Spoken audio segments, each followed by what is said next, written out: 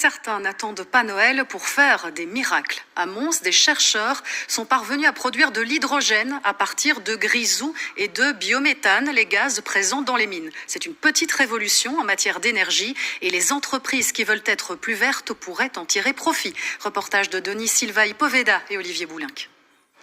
Adriano Padepinto dirige le projet.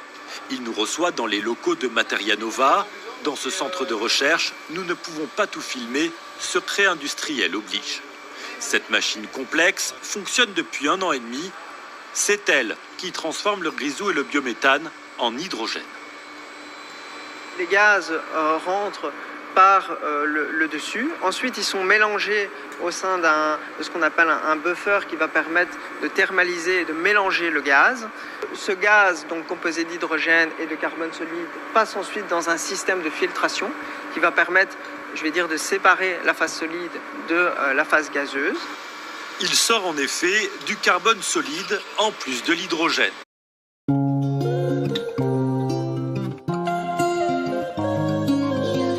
Et certains n'attendent pas Noël pour faire des miracles. À Mons, des chercheurs sont parvenus à produire de l'hydrogène à partir de grisou et de biométhane, les gaz présents dans les mines. C'est une petite révolution en matière d'énergie et les entreprises qui veulent être plus vertes pourraient en tirer profit.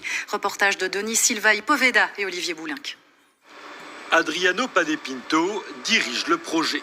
Il nous reçoit dans les locaux de Materia Nova. Dans ce centre de recherche, nous ne pouvons pas tout filmer, secret industriel oblige. Cette machine complexe fonctionne depuis 1 an et demi. C'est elle qui transforme le grisou et le biométhane en hydrogène. Les gaz rentrent par le dessus. Ensuite, ils sont mélangés au sein de ce qu'on appelle un buffer qui va permettre de thermaliser et de mélanger le gaz.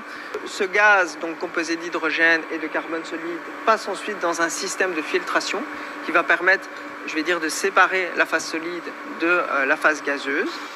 Il sort en effet du carbone solide en plus de l'hydrogène. Mais d'abord, une rencontre importante aujourd'hui pour les victimes belges de l'Église. 15 d'entre elles ont rencontré le pape Léon XIV au Vatican. La rencontre était d'abord prévue avec le pape François, mais son successeur a tenu à la maintenir.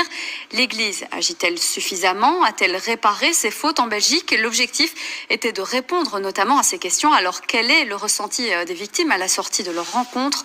On voit cela avec Valérie Dupont. Un arrêt place Saint-Pierre s'impose avant de rencontrer le pape. Pour ce groupe de survivants, être ici à Rome signifie déjà que le